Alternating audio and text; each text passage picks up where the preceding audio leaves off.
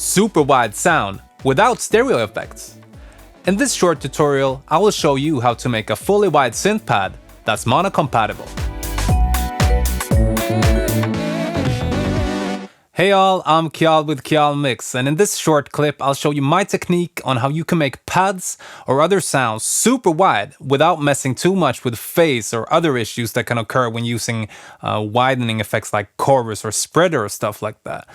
By using a creative programming in Pan, we can achieve the widest possible sound, much wider and better sounding than any stereo effect could do. Let's get into it. Here we have a basic pad sound. Yeah, this sounds pretty good. Now I want to make it wide, so what you typically would do would be to throw on a chorus. Sure, this is wider, right? But it's still not super wide. And on top of that, it sounds pretty phasey and warbly. So let's try something else. This is the stereo spread. What this does is it splits your signal into two channels, sending different frequencies to the left and to the right. This is what that sounds like.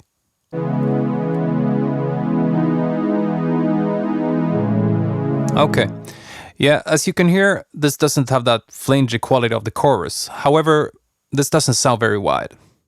So, how do we make a pad sound super wide? Well, what you want to achieve is to have the left and the right channel to sound as different as possible. That's why a chorus or a spreader doesn't work very well, because the result those kinds of effects produce are they put basically the same sound in the left and the right channel, only with some slight differences in time or frequencies. So how do we make the left and the right channel sound different when we have only one pad sound? Well, we need some creative programming here. First, we make two copies of the same synth with the same settings. Then copy your MIDI to both channels. You open the piano roll of the first track and mute every other note from the top to the bottom.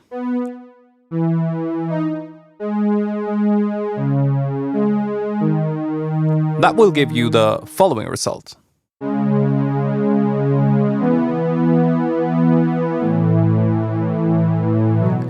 Then open the piano roll of the second track and mute the notes the other way around, from the bottom to the top.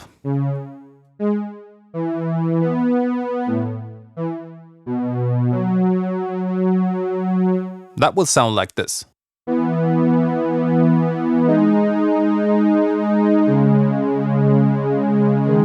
Now, if you compare the two, you see that the two channels play the same sound but different notes. But when played together, they play the full original chords.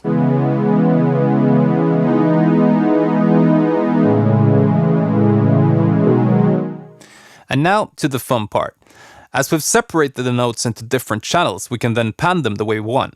And in this case, we want it super wide. So let's pan the channels fully left and right and listen. Yeah, you see, this is wide. Now, let's compare this to the chorus and the stereo spreader. We'll also give the correlation meter a look to see what kinds of phase issues we might get from this. First off, split technique. The correlation meter is giving us a reading around 0, which means it's very wide without it moving too much into the red, which we obviously want to avoid. Now, to the chorus. You can really hear how flangy this sounds in comparison. Also, the correlation meter is going all over the place and it's moving pretty deep into the negative. And now, the spreader. Correlation meter gives us a pretty good readout. However, it doesn't sound very good at all. Nor does it sound wide. It's got this sort of a inside-out phasey quality, which me personally, I can't handle. Now, let's go back to the split technique. That's what I like. Super wide, super simple. I hope you found this tutorial useful, and I'd love to hear from you if you try this in your own productions. If you have any questions about this technique, feel free to leave a comment and I'll do my very best to give you a good reply. If you liked this video, please give it a thumbs up and subscribe, and that would hopefully encourage me to do more tutorials like this in the future. And of course, if you happen to be in need of professional mixing and mastering, please drop me a message. You'll find all my contact info in the description box.